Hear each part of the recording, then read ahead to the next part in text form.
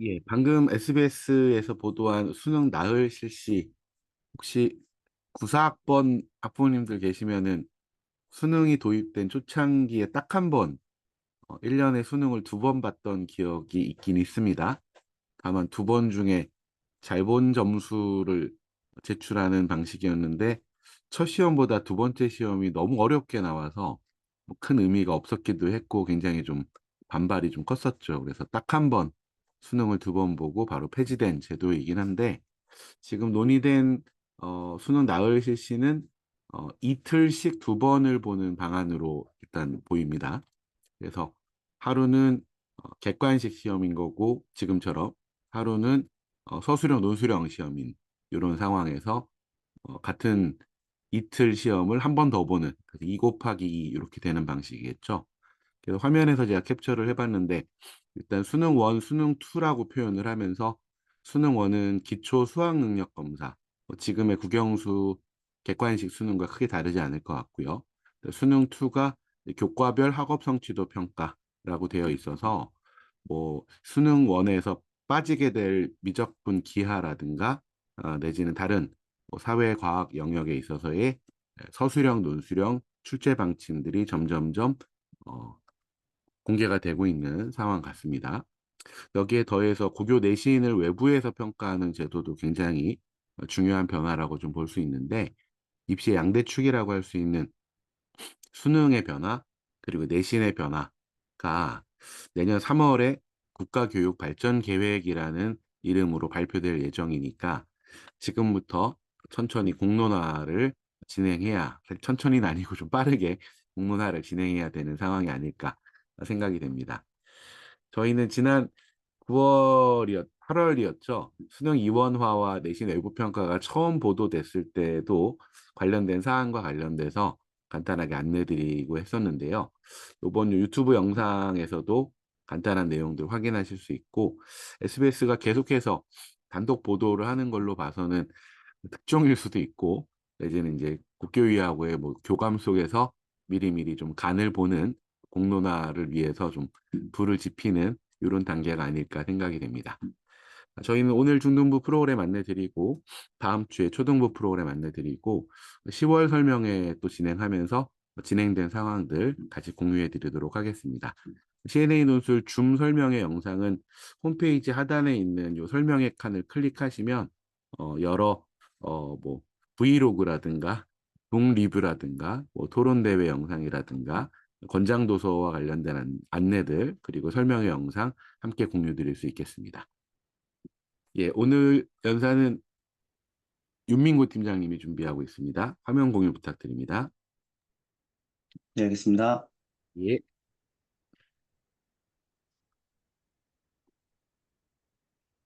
예, 잘 보입니다. 네, 안녕하세요. 중일팀장 윤민구입니다. 오늘 중등 설명에 빠르고 간결하게 말씀드리도록 하겠습니다. 일단 제가 처음에 갖고 온 이슈는 이제 추론자 AI의 등장이라는 말로 제가 좀 이름을 붙여봤습니다. AI 발전 단계를 이제 오픈 AI라는 아주 유명한 AI 만드는 회사에서 이제 좀 제시를 했는데요.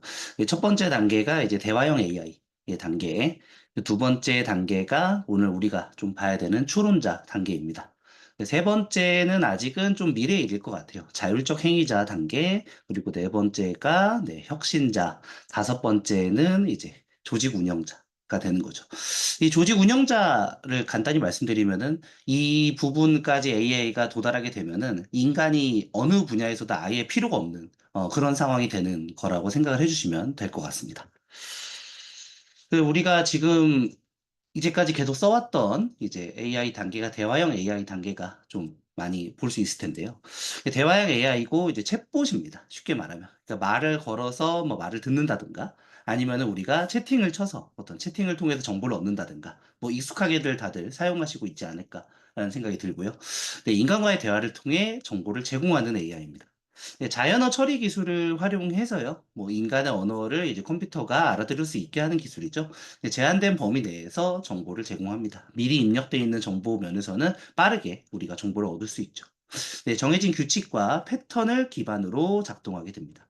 뭐 이런 뭐 대화형 AI의 예로는 뭐 챗GPT라든가 뭐 고객 서비스 챗봇, 뭐 요즘에는 뭐 은행권에서도 많이 사용하고 있죠. 뭐 시리라든가 빅스비 등 우리가 뭐 흔하게 사용하고 있는 AI를 생각할 수 있겠습니다.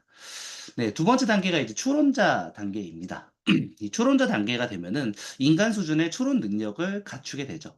그러니까 AI가 지금까지는 뭐 있었던 어떤 정보를 바탕으로 우리가 물어본 어떤 질문에 대해서 답하는 데는 굉장히 유용했지만 뭐 어떤 정보들을 이용해서 논리적인 추론을 하는 데는 조금 무리가 있었는데 이 추론 단계까지 오게 된다는 거죠. 복잡한 문제 상황을 분석하고 해결책을 제시할 수 있는 단계가 됩니다. 네, 이게 만약에 완성이 된다면, 이번에 완성이 된 건 아니지만, 모든 분야에서 박사학위 수준의 문제 해결 능력을 보일 수 있다. 뭐, 좀 약간 무섭게 느껴질 정도까지라고 볼 수 있겠죠. 뭐 이러한 예로는 이제 뭐 환자의 증상 분석 및 치료 방법을 제안하는 네, 의사, AI 로봇이라던가 법률 분야의 문제 해결을 위해서 네, 어떤 조언을 해줄 수 있는 뭐 변호사, 검사, 판사 같은 법조인 로봇 AI 같은 거를 생각해 볼 수 있겠습니다. 네, 이런 부분을 말씀드리는 게 지난번 제가 말씀드렸던 이 설명회에서는 이제 오픈 AI에서 말한 뭐 GPT 4.5에 대해서 말씀을 드렸었는데요. 이번에 이제 5.1을 이 사람들이 이제 공개를 했었죠. 놀랍게도 AI가 시간을 들여서 생각을 하고 추론을 한 뒤에 답변을 합니다.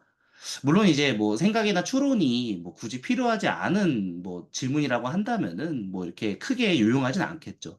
근데 이게 시간을 들여서 생각을 할 수 있다는 건 뭐 제가 이 다음에 영상을 조금 준비해서 보여드릴 거기도 한데 어떠한 질문 키워드 없이 뭐 오랫동안 생각을 해야 되는 뭐 추론을 해야 되는 질문을 던진다면 이 챗GPT라는 이 AI 생성형 인공지능 자체가 뭐 좀 길게 나중에 완성이 된다면 1시간이고 2시간이고 계속해서 추론을 하고 생각을 할 수 있다라는 거죠.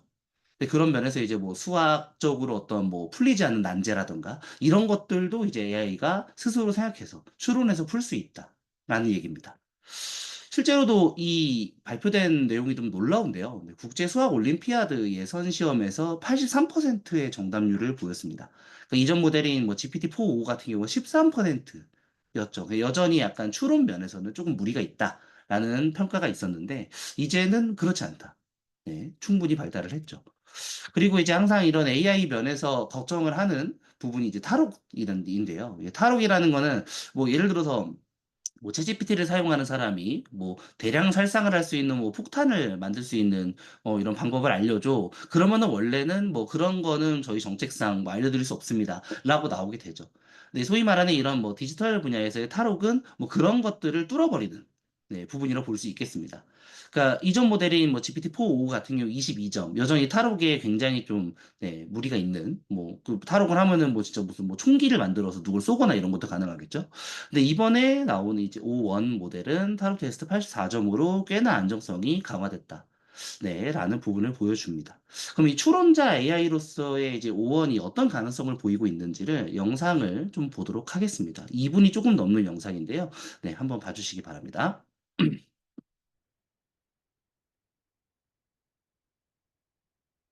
실제로 제가 이제 챗GPT를 이용해서 네, 추론 문제를 내고 이 챗봇이 어떻게 반응하는지 네, 이전과는 다르게 생각 중이라는 말이 나오죠.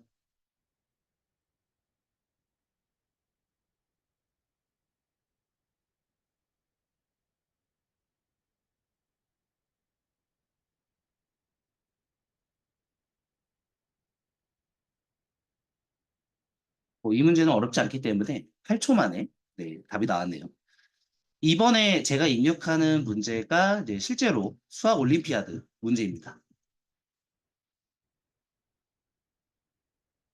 네, 이 부분에서는 아까 봤던 내용과는 다르게 좀 많은 추론이 필요하죠. 하나에만 답으로 나올 수 있는 게 아니기 때문에 조금 시간이 걸립니다. 여러 가지 과정을 거치는 게 이제 시각적으로 표현이 되죠.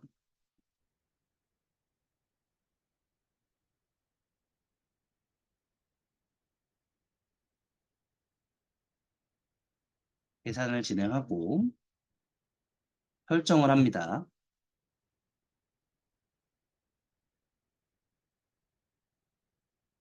조합을 계산하고요. 분석을 하고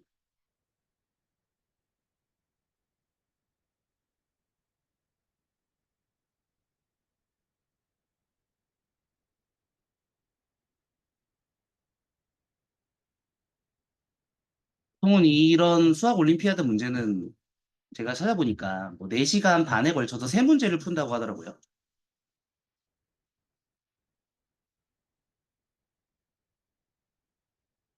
이제 분석을 하는 과정을 살펴보고 그거에 대한 답이 나오는 시간을 본다면 82초 동안 GPT-5는 생각을 했습니다. 그 답을 쭉 말하게 되죠. 영어로 답이 나왔기 때문에 제가 이제 한국어로 번역해달라는 주문을 추가를 했습니다. 답이 나온 부분을 한국어로 번역을 해주죠. 이 부분이야 뭐 큰 생각이 필요 없는 GPT 최고의 분야이기 때문에 금방 나오게 됩니다. 이런 추론의 원리가 도입된 이런 AI라는 면에서 좀 굉장하다는 생각을 좀 하게 되는 것 같아요.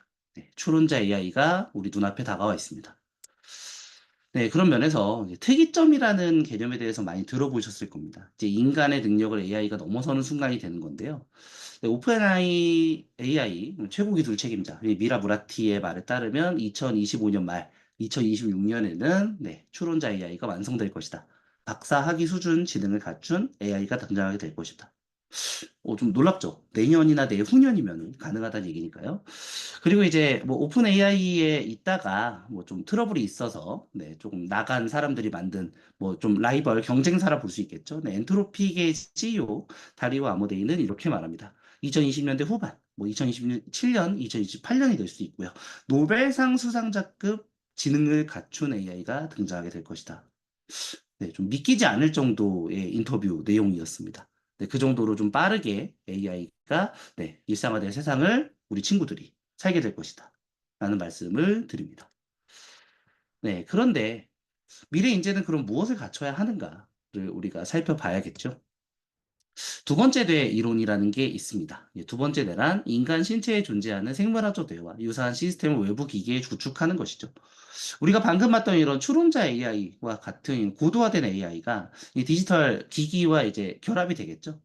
뭐 제가 좀 홍보하는 것 같아서 좀 말이 그렇긴 한데 이번에 나오는 그 아이폰 16에서 네, 그 인텔리전스라는 네, 새로운 뭐 AI를 도입하겠다라고 얘기를 하고 있습니다. 근데 말 그대로 이제 제가 매번 이제 그 설명할 때 말씀드렸던 것처럼 이 핸드폰과 AI의 결합 이런 일상화된 AI의 사용, 이게 너무나도 다가와 있는 세상이다라고 볼 수 있겠죠. 네, 그런 면에서 이제 핸드폰이 나의 두 번째 뇌가 된다라는 개념으로 봐주시면 될 것 같습니다. 네, 두 번째 뇌를 만드는 것은 우리가 경험을 통해 얻는 아이디어, 영감, 통찰력, 연결을 저장하고요. 체계적으로 상기시키는 방법론입니다. 이전까지는 우리가 입력해 놓은 거를 그냥 우리가 뭐 상기시키는 정도에서 뭐 끝났는데 이제는 추론을 한다거나 이게 만약에 2단계가 아니라 이제 뭐 3단계, 4단계로 넘어간다면은 이 핸드폰이 갑자기 내가 어떤 문제 상황을 겪었을 때 내가 뭐 물어본 것도 아닌데 뭐 삐삐삐삐 내 생각엔 이거에서는 이렇게 하면 좋을 것 같아 라는 아이디어를 스스로 내줄 수도 있다는 얘기겠죠. 네. 이 기술과 네트워크의 현대적인 도구를 사용해서 우리의 기억과 지성이 거의 무한대에 가깝게 확장될 수 있는 이런 세상이 다가오고 있다라는 얘기를 네, 드립니다. 인간처럼 추론이 가능한 AI가 일상화할 세상입니다. 이게 뭐 어떤 집에 있는 어떤 어떤 기기가 다 이런 AI가 도입이 될 수도 있겠고요. 뭐 좀 신기하겠네요. 뭐 냉장고라던가. 그럼 냉장고가 이런 추론자 AI를 갖게 된다면은 어떤 뭐 음식 같은 게 있을 때 이 음식을 가장 오래 보존하기 위한 어떤 방법이 얼마일까? 그러면은 뭐 지금은 몇 도를 유지하다가 뭐 몇 분 뒤에 몇 도를 유지했다가 뭐 이런 것도 뭐 가능하겠죠. 네, 그럼 모두가 두 번째 뇌. 네, 대단한 AI가 담겨있는 두 번째 뇌입니다. 일상에서 갖고 사는 세상이 되겠습니다. 이제 아까 저희 원장님께서 이제 말씀해 주신 대로 이제 뭐 수능에서도 뭐 여러 가지 뭐 변화가 나타나고 있습니다. 근데 계속해서 이제 나타나고 있는 변화 중에 하나가 단순히 지식을 암기해서 그 지식을 암기한 내용을 가지고 시험을 보는 것은 더 이상 큰 의미가 좀 앞으로 갈수록 없어지지 않을까라는 생각을 하게 만듭니다. 두 번째로 이제 제시하는 거는 메타인지 개념입니다. 메타인지는 자신의 인지적 활동에 대한 지식과 조절을 의미합니다. 자신이 무엇을 알고 모르는지에 대해 아는 것에서부터 자신이 모르는 부분을 보완하기 위한 계획과 그 계획의 실현 과정을 평가하는 것에 이르는 전반을 의미하는 거죠. 근데 사실 이제 뭐 AI 이런 기술 같은 거를 이용을 했을 때 자신이 무엇을 모르는지 알고 그 자신이 무엇을 모르는지를 제대로 키워드를 가지고 질문만 할 수 있으면 뭐 추론을 해서 답을 해주는 거는 AI가 충분히 해줄 수 있기 때문에 우리가 정말 이제 앞으로는 무엇을 아느냐보다도 무엇을 모르느냐를 아는 것이 훨씬 더 중요한 세상이 될 것이다. 네, 라는 말씀 드립니다. 그냥 아는 것처럼 느끼는 것과 정말 아는 것을 어떻게 구분할 것이냐. 이 학생들도 마찬가지고, 뭐 우리 같은 성인들도 마찬가지죠. 사실 본인이 뭘 알고 있고 뭘 모르는지에 대해서 명확하게 구분하는 건 쉬운 일은 아닙니다. 메타인지를 통해서 문제 상황을 정확하게 진단한다. 뭐 그것에서부터 문제 해결 전략을 우리는 수립할 수 있다라는 것이겠죠. 문제 상황에 맞는 정확한 질문이 중요하다라고 말씀을 드렸습니다. 문제 상황에 맞는 구체적 질문. 그렇다면 이제 우리가 어떤 질문을 던졌을 때 어떤 답이 나올 수 있을까? 라는 얘기겠죠. 구체적인 질문을 던질수록 구체적인 답이 나올 수 있을 것이고, 그런 구체적인 답이 나올수록 우리가 원하는 문제 상황 해결에 가까워지는 것으로 이어질 수 있겠다. 라고 말씀을 드립니다. 적합한 질문을 하는 인재가 필요하다. 뭐 이게 인간 사이에서의 질문일 수도 있고요. 뭐 AI에 대한 질문일 수도 있겠고, 뭐 여러 가지 질문, 어느 시대 때보다도 이런 질문이 중요한 이런 세상이 되어가고 있다. 라는 말씀을 드립니다. 네, 그리고 이제 뭐 정보를 얻을 수 있겠죠. 질문을 통해서. 네, 그랬을 때, 사실 우리가 아까 그 GPT-5.1의 영상을 잠깐 봤지만, 이 정보가 진짜로 맞는 것인지 아닌지에 대해서는, 검증을 하지까진 않았죠. 뭐 지금 시간상의 문제도 있고 여러 가지 제약이 있기 때문이죠. 이제 뭐 나오는 어떤 얘기들이 뭐 아까 말씀드렸다시피 뭐 수학 올림피아드 문제를 83%의 정답률을 한다고 해도 그럼 엄밀히 말하면 17%는 틀리는 정답을 낸다라는 얘기가 되니까요. 이 정보 리터러시가 이제 필요한 세상이 되는 거죠. 정보 리터러시는 정보의 필요성을 인식하고 유용한 정보원을 탐색하고 정보에 어떻게 접근을 하는지 비판적으로 정보를 판단하고 필요한 정보를 이용해서 문제 해결을 수행하는 광범위한 능력을 의미합니다. 우리 아이들이 앞으로 미래에 계속해서 해야 되는 과정들이죠. 정보 기술의 눈부신 발달로 온갖 정보가 빠르게 생산되고 유통이 되고 있습니다. 어마어마한 빅데이터의 세상을 우리는 살고 있어요. 이러한 정보를 제대로 활용하는 문제가 현대 사회에서는 아주 중요한 이슈로 자리매김했고 앞으로는 더욱 중요해질 것이다. 라고 말씀드립니다. 정보의 신뢰성을 판단하는 능력을 갖춘 인재가 필요하다. 그리고 정보를 적합하게 이용하는 능력을 갖춘 인재가 필요하다고 말씀드립니다. 정보 리터러시의 중요성은 앞으로 계속 중요시 될 것입니다. 자, 문제는 뭘까요? 정보 리터러시, 뭐 메타인지 이런 기타 등등의 어려운 개념을 말씀드렸습니다. 그런데 청소년 어휘력 부족 문제가 아주 심각하게 나타나고 있죠. 뭐 많이들 뭐 인터넷 이런 데서도 많이 보셨을 것 같아요. 네. 제가 이제 본 이제 뉴스 기사에서 조금 발췌를 했는데요. 네. 가정, 개최, 선생님 그게 뭐예요? 수업을 듣던 초등학교 4학년 지우가 말합니다. 가정해 보자라는 선생님의 말에 뭘 말하는지 알 수 없다는 듯이 대묻습니다. 그러니까 10줄 남짓의 짧은 글을 읽고 내용을 요약하는 수업이 진행 중이었는데요. 90분 내내 이런 요약을 하는 것보다는 계속 학생들이 단어 뜻을 묻고 답하는 상황이 반복됐다는 거죠. 올림픽의 성공적인 개최라는 말이 나왔죠. 근데 학생들이 얘기합니다. 선생님, 개최는 뭔가요? 선생님 문장 안에서 개체가 어떤 의미인지 생각해 보라고 조언을 합니다. 뭐, 성공적인이라는 말이 나왔으니까 올림픽을 성공적으로 어떻게 했다는 걸까? 라는 식의 이제 추론을 해야 되는 거죠. 근데 지우와 친구들은 끝까지 개체의 뜻을 생각해내지 못합니다. 초등 고학년이 국사 교과서에 나오는 반환이라는 단어의 뜻을 모르더라고요. 아이들의 내용과 맥락을 파악하는 질문을 하는 게 아니라 단어 뜻만 계속해서 물어봅니다. 추론을 하지 않고 계속해서 그냥 답을 쉽게 얻으려고만 하는 거죠. 네, 뭐 많이들 얘기하는 게 이제 뭐 쇼츠나 뭐 인터넷 영상에 좀 익숙해진 학생들이 스스로 뭔가 추론하는 능력에 대해서는 뭐 계속해서 좀 신장을 못 시키고 있다라는 문제적인 부분을 볼 수 있겠습니다. 근데 교사는 말합니다. 최근 학생들의 문맥 속 단어 유추 능력이 현저히 떨어진다. 라고요. 그리고 교과서를 못 읽는 수준에 이르게 되는 거죠. 5줄만 넘어가도 읽기 힘들어하는 아이들이라는 소제 제목이 달려 있는데요. 네, 최근 발표된 결과를 보면 교과서를 이해할 수 없을 정도로 독해력 수준이 낮은 학생들이 전체의 3분의 1 수준까지 이르렀다고 합니다. 좀 어메이징할 정도로 놀라운 일이죠. 네, 그 청주교대 이제 문해력 지원 센터장 말에 따르면 현재 초등학교 입학생 기준으로 전체 20%가 문해력 낮음에 해당한다. 뭐 앞으로 더 뭐 문제가 더 심각해지면 심각해졌지 이게 더 나아지기는 힘들어 보입니다. 이 조사를 통해서 정규 교육을 제대로 받지 못했더라도 책으로 둘러싸인 집, 여기서 자란 10대들, 뭐 이렇게 아이들이 책을 읽게 만드는 방법은 이제 거실에서 TV를 치우고, 뭐 도서관처럼 책장을 쌓은 다음에 부모가 아이들 앞에서 책을 읽는다. 뭐 이런 말도 있죠.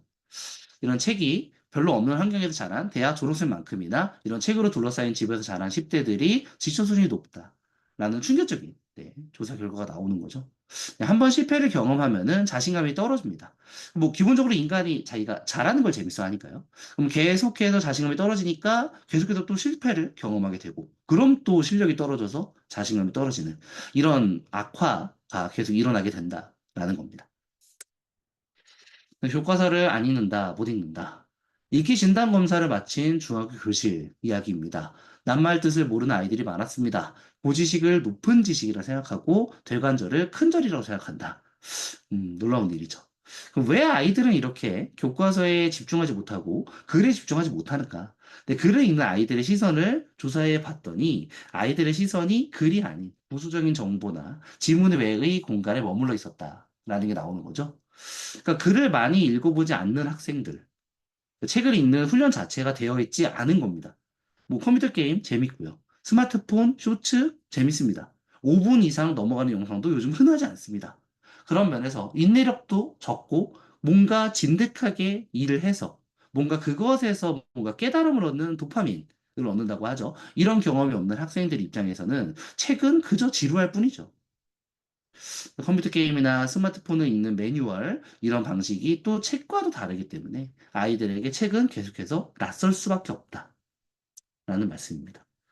그런데 이제 학생들의 수행 평가는 어떻게 나오는가? 제가 2가지 정도 준비해 봤는데요. 일단 청신국제중학교 이제 2학년 국어 수행 평가입니다. 설명문 쓰기인데 주제가 수사법, 4차 산업혁명, 공정무역, 양자역학, 가우디 건축, 소크라테스 이런 어마어마한 주제를 말하고 있어요.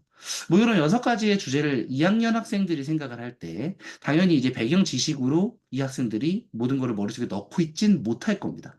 네, 그런 면에서 반드시 자료를 조사를 해야 되는데 이 자료를 조사를 할 때 필수적으로 책을 봐야 되겠죠. 이 만약에 어휘력이 떨어지고 문해력이 떨어지고 추론 능력이 떨어진다. 아예 불가능에 가깝다라고 말씀드릴 수 있겠습니다. 장성중학교 2학년 도덕수행평가는 논설문 쓰기입니다. 네, 정보화 사회에서 발생하는 도덕 문제를 3가지 제시하라. 그러면 정보화 사회가 일단 뭔지 알아야겠죠. 그리고 이제 여기서 발생한 도덕 문제를 3가지를 찾아야 할 겁니다. 아마도 많은 학생들이 인터넷을 찾을 텐데 뭐라고 검색을 해야 이 정보화 사회에서 발생하는 도덕 문제가 나올 것인가 이런 추론 능력이 우선적으로 필요를 하겠죠. 그리고 이제 정보화 시대에서 도덕 책임이 왜 더욱 커지느냐. 그리고 이제 뭐 정부와 사회에서 도덕적 책임을 실천하기 위해서 어떤 방법이 필요하냐? 정보통신 매체의 올바른 사용 자세에는 무엇이 있느냐? 미디어 문해력의 의미가 무엇이냐? 이것도 또 자료를 조사를 해야 될 것입니다. 이 하나하나가 다 어떤 뭐 암기나 이런 거를 통해서 줄줄줄 쓸 수 있는 내용이 아니라 자료를 조사하고 어떤 자료가 필요한지에 대해서 본인이 판단을 해야겠죠. 그리고 얻어낸 정보들을 제대로 리터러시를 한 다음에 그것을 추론해서 자기 문제 상황에 맞춰서 쓸 수 있어야 하는 이런 굉장히 좀 융합적인 수행평가를 지금 교육 현장에서는 계속해서 제시하고 있다라는 말씀을 드립니다. 수능 선택 과목 폐지안이 이제 나왔죠. 네, 기존 수능에서는 이제 뭐 국어가 공통, 뭐 독서 문학이 공통이었죠. 그리고 화법 작문이나 아니면 언매 이거에서 선택을 하는 거였는데 이제 국어는 공통으로 가고요. 수학 면에서도 이제 뭐 수학 1과 수학 2가 이제 공통이었고 뭐 확률 통계나 미적분 기하가 이제 선택이었는데 이제 공통으로 이제 가게 됩니다. 대수, 미적분 그리고 확률과 통계로 말입니다. 근데 이 부분보다도 제가 이제 말씀드리고 싶은 포인트는 이제 사회와 과학 영역인데요. 사회 같은 경우는 9과목 중에 최대 2가지를 선택하게 되어 있습니다. 네, 저도 예전에 세계 지리와 이제 정치를 선택해서 좀 우스갯소리입니다만 그때 진짜 세계 지리 선생님과 정치 선생님이 되게 예쁘셔가지고 이렇게 선택을 했던 기억이 있는데 네, 놀랍게도 좀 통합 사회로 합쳐지게 됐습니다. 네, 과학도 마찬가지죠. 예, 물화생지 이제 원, 투 이렇게 8개가 있었는데 이제 공통으로 통합과학을 보게 되는 거죠.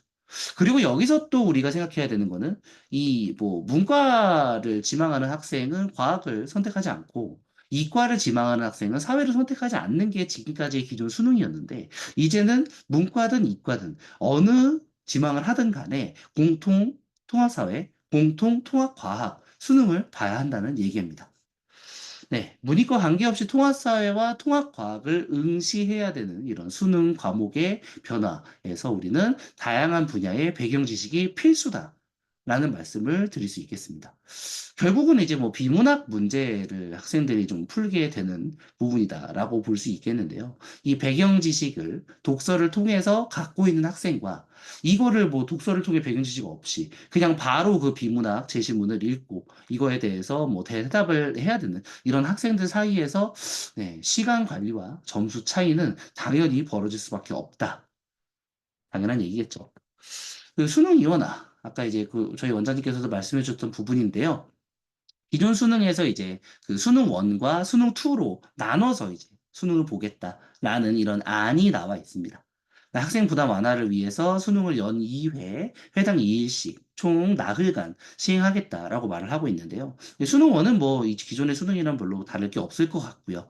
수능 2에서 이제 교과별 학업 성취도 평가를 하게 되는데 이게 현실화할 경우에는 초등학교 고학년 대입 때 적용이 가능할 것으로 보입니다. 그런데 놀랍게도 수능2에서 서논술형 문학을 도입하겠다라는 방침이 나오고 있어요. 아직 아니기 때문에 확정된 건 아닙니다만, 네, 수능에서까지 서술형, 논술형 문학을 도입하겠다라는 논의가 나오고 있다는 거는, 뭐 계속해서 이 교육 현장에서도 지금 현재에 있는 이런 OMR 카드에 이제 뭐 학생들이 답을 찍는 이런 과정의 이런 수능 문제로는 미래 인재를 제대로 키워낼 수 없다.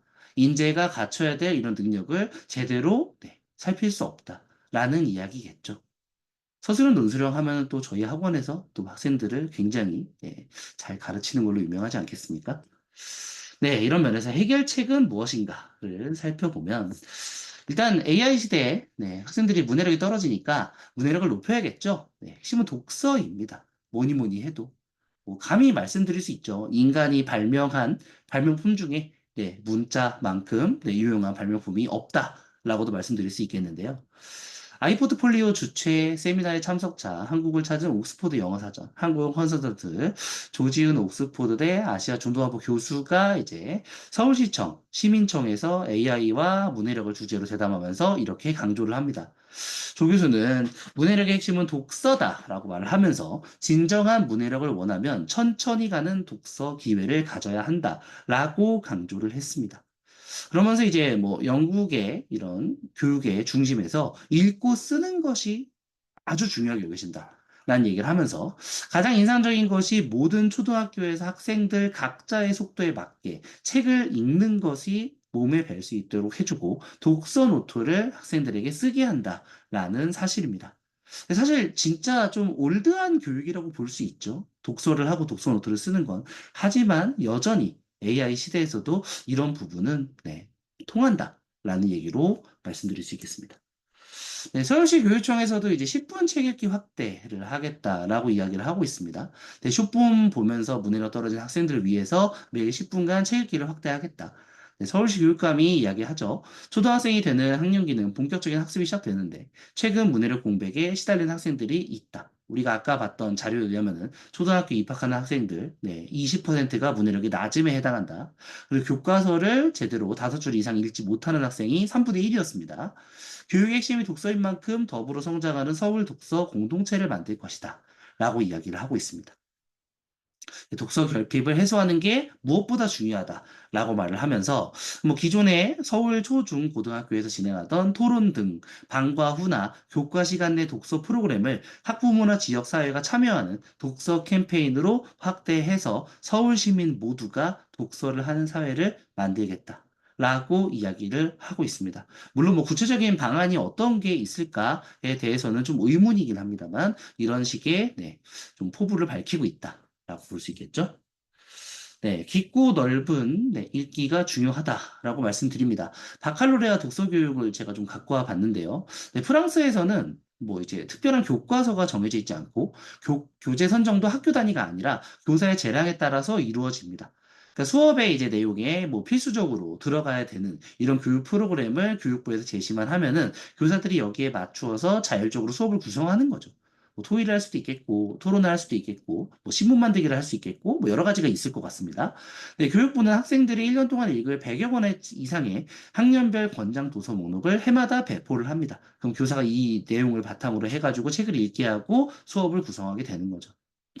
다양한 텍스트를 읽고 발표와 토론을 거친 후에 정리된 자신의 생각을 글로 쓰는 수업을 진행하는 과정, 이런 독서, 토론, 논술의 수업이 이제 바칼로레아 독서 교육의 가장 핵심적인 그리고 이제 뭐 바칼로레아 교육이 뭐 세상에서 굉장히 선진화된 교육이다라고 평가받고 있죠. 그런 면에서 우리나라에서도 이 융합 주제 토론 및 심화 탐구의 중요성에 대해서 이제 논의를 하고 있습니다. 그래서 IB, 이제 인터내셔널 바칼로레아가 국제화된 버전이라고 보시면 될 텐데요. 이 IB 프로그램을 도입하는 것을 11개 시도 교육청으로 확산하겠다. 네, 우리나라에서는 이제 대구와 제주도가 이 IB 프로그램을 선진적으로 좀 도입했던 걸로 네, 생각해 주시면 되는데요. 이제 국제 바칼로레아 이 프로그램이 전국적으로 지금 확산되고 있다는 뉴스 기사입니다. 네, 부산, 충북, 경북교육청이 29일 전남 여수에서 대구교육청과 IB 프로그램의 안전적 도입을 위해서 업무 협약을 체결했다. 이날 협약 체결에 따라 부산, 충북, 경북도 IB 프로그램 도입에 속도를 낼 것으로 보인다고 합니다. IB 프로그램은 이제 스위스 제네바에 설립된 비영리 교육재단 국제 바칼로레아에서 운영하는 국제 공인 교육 프로그램인데요. 이 프로그램에서 중요한 건 서로 다른 문화를 이해하고 존중하며 더 나은 평화로운 세상을 실현하는 데 기여할 수 있는 풍부한 지식, 그 탐구심, 배려심을 지닌 인재 육성을 목표로 한다는 겁니다. 이 IB 프로그램은 토론 중심의 참여형 수업이 주를 이루고 있고요. 여러 가지 교과와 주제를 융합하여 심화 탐구하고 발표하는 수업에 중점을 둡니다. 각 어떤 교과에 대한 내용을 그저 암기하는 게 아니라 어떤 이 교과와 주제를 융합해야만 해결할 수 있는 문제를 계속해서 학생들한테 제공을 하고 학생들이 협의, 토론, 토의를 통해서 문제의 답을 해결해 나가는 이 과정의 교육을 계속해서 교육청에서는 도입할 것이다라고 말을 하고 있는 거죠.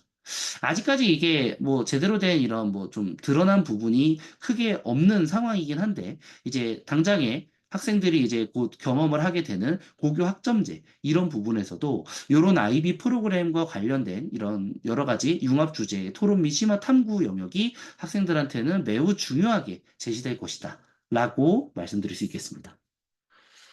하버드대 글쓰기 교육이라고 제가 제목을 달아놨는데요. 네, 계속해서 이제 글쓰기를 하는 수업을 하게 되죠. 네, 쓰기와 생각은 불가분의 관계라고 이야기합니다. 하버드대생들은 졸업 위에서 50kg에 네, 종이 한 장이 몇 g일까요? 네, 따지고 보면 엄청난 양의 글쓰기일 겁니다. 좋은 글쓰기가 좋은 생각을 부르기 때문이죠. 네, 요약해서 말씀드리면 독서를 통해서 학생들이 배경 지식을 기르고 토의 토론을 통해서 뭐 융합적인 이런 생각을 하게 됩니다. 그리고 논술을 통해서 좋은 생각을 하게 되는 것. 추론 능력을 늘리는 것, 비판적 사고 능력을 늘리는 것, 논증 구성 방법을 훈련하는 것. 이것이 미래 인재를 위해서는 중요한 해결책이다라고 말씀드릴 수 있겠습니다. 네, 방금 말씀드렸던 부분이 이제 저희 학원의 워크북에서는 어떻게 녹아 들어 있는지에 대해서 말씀을 드리도록 하겠습니다.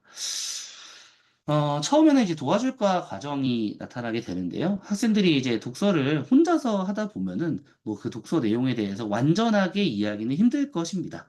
네, 그래서 각 주차 독서 토론 논술 학습 주제에 관련돼서 배경 지식을 습득할 수 있는 부분을 뭐 적게는 2페이지, 많게는 한 8페이지까지 저희가 제공합니다. 배경지시 습득을 통해서 독해 정확도 및 속도를 신장하는 데 도움을 줄 수 있다. 네, 말씀드립니다. 두 번째 단계는 이말하니 과정입니다. 우리 아까 봤던 뉴스에서 뭐 선생님 가정이 뭔가요? 반환이 뭔가요? 개최가 뭔가요? 라고 얘기합니다. 독해의 기본은 어휘죠. 뭐 어휘에 대해서 잘 모르면은 당연히 어휘로 이루어진 이런 문장에 대해서 이해가 안 될 것이고 문장이 이해가 안 되면 문단이 이해가 안 되고 문단이 이해가 안 되면 글이 이해 안 되는 거는 자명한 사실입니다. 그래서 이제 고난도 어휘를 좀 학습하게 됩니다. 학생들 입장에서는 뭐 전문어라던가 아니면 한자어 이런 것들이 조금 어렵겠죠? 그다음에 주제 관련 개념어에 대해서 학습을 하고요. 한자성어를 학습합니다. 한자성어가 이제 5개 정도를 말하게 되는데 이 선정도서에 있는 내용들을 조금 갖고 와서 그 내용과 관련이 있는 뭐 사자성어가 뭐니 이런 식으로 뜻을 적고 한번 골라보는 과정을 거치게 됩니다. 세 번째 과정은 잘 읽었니 과정입니다. 네, 독서가 잘 됐는지 확인하는 과정이지요.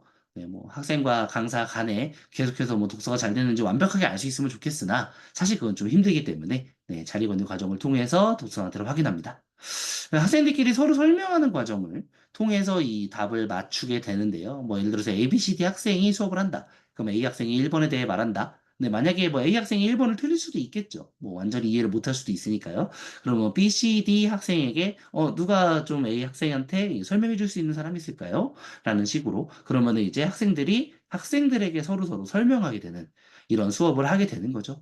뭐 어떤 지식에 대한 이런 습득 면에서 본인이 이제 설명을 하는 것만큼 이해도를 향상하는 데 도움이 되는 방법은 없다라고 말씀드릴 수 있겠습니다.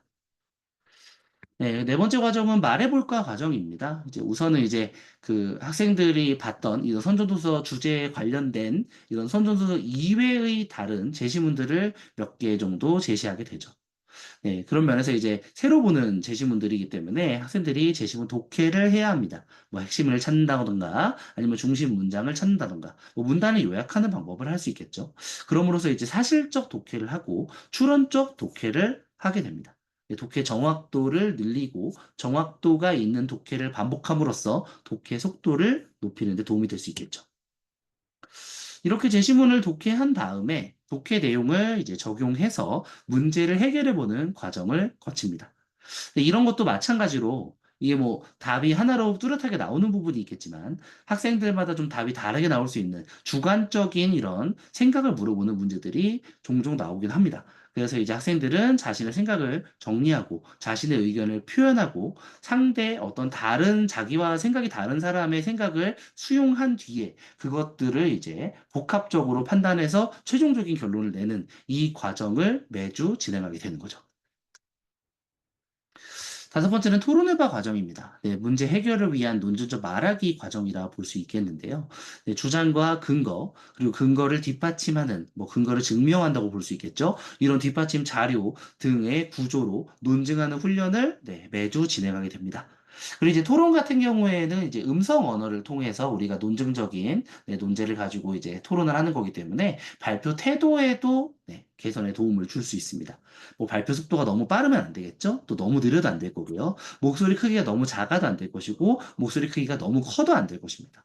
그리고 발표를 할 때 뭐 자기가 뭐 준비한 발표 자료를 뭐 너무 눈만 뭐 거기만 보면서 발표를 하는 것보다는 학생들이 좀 이제 다른 반대편 학생들을 보면서 또 발표를 할 수 있는 여러 가지의 발표 태도도 네, 훈련이 된다라고 말씀드립니다. 네, 마지막 과정에서는 이제 논술해봐 과정입니다. 네, 문제 해결을 위한 논술적 글쓰기. 뭐 간혹 가다가는 뭐 정보 전달을 위한 뭐 설명적인 글쓰기를 하기도 합니다. 네, 주장과 근거, 뒷받침 자료, 구조로 논증하는 훈련이라는 면에서는 토론해봐와 네, 공통된다고 볼 수 있겠고요. 하지만 이제 논술해봐 같은 경우에는 문자 언어를 이용한 논증이기 때문에 간결한 문장 구성을 훈련한다던가 형식적으로 올바른 문장을 구성을 훈련을 하고 자기가 계속해서 글을 쓸 때 자기 글을 다시 검토하는 이 습관을 가지게 되는 이런 훈련을 하게 됩니다. 제가 이제 보통 이제 학생들마다 조금 편차가 있습니다만, 뭐 신규 학생을 만나서 신규 학생 어머니분들과 좀 이렇게 상담 전화 이런 걸 할 때 말씀드리는 거, 뭐 학생이 잘만 따라와 준다면, 빠르면 2달, 3달, 늦어도 반년 정도면 중학교 수행평가 A 받을 수 있을 정도의 논증 구조, 그리고 간결한 문장, 올바른 문장 구성은 가능하다라고 말씀을 드립니다. 네, 마지막으로 저희 10월 중등부 커리큘럼 안내해드리고 마무리하도록 하겠습니다. 네, 중1은 고전 옛사람과 만나다 라는 네, 내용을 담고 있습니다. 네, 선전도서는 박시전, 심청전, 흥부전, 박지원 소설 이렇게 네 가지로 이루어져 있는데요. 주제는 고전 문학입니다. 네, 고전 문학을 통해서 그 시대를 살던 사람들과 만나게 되고 그들의 행복과 고통을 경험하는 시간들을 학생들이 갖게 되죠. 작품에 쓰인 시대적 배경과 작가의 창작 의도를 고려해서 고전 작품을 감상하면서 학생들은 당대 사회상을 들여다보게 됩니다. 그리고 중2는 아름다움을 이해하기라는 이름을 가지고 있는 워크북입니다. 그래서 선정도서는 10대와 통하는 영화 이야기, 예술에 대한 8가지 답변의 역사, 매콤달콤 맛있는 고전시가 이렇게 세 권으로 이루어져 있습니다. 그래서 이제 뭐 주제는 예술과 고전, 으로 볼 수 있겠고요. 네, 영화와 미술의 구성 요소를 알고 이를 올바르게 이해하기 위한 미학적 관점을 키우게 됩니다. 아울러 고전 시가의 역사와 문학적 요소를 이해하고요. 이를 통해 대표적인 고전 시가 작품을 해석하는 시간을 갖습니다. 특히 이제 중2 학생들 같은 경우에는 정말 이제 고1까지가 생각보다 얼마 안 남은 학생들이기 때문에 네, 학평을 좀 보게 되죠. 학평이나 수능 같은 경우에는 이제 문학 작품에 대한 어떤 내신 진도가 나와 있지 않기 때문에 그런 면에서 이제 고전 시가 같은 경우는 특히나 학생들이 조금 어려워하는 부분이다. 라고 말씀드릴 수 있겠습니다. 그러니까 미리 읽어보고 뭐 이게 향가는 어떤 것이고 고려가는 어떤 것이고 이런 것들을 보는 게 학생들한테는 네, 그런 문제를 푸는데 충분히 수월하게 도움이 되겠죠. 중3은 다양한 시선으로 보는 한국과 세계입니다. 선정도서는 팩트 플리스와 아픔이 길이 되려면 네, 두 개 다 아주 좋은 양서죠. 네, 사회 문화 현상을 탐구하고 사회 정의하는 주제를 가지고 있습니다.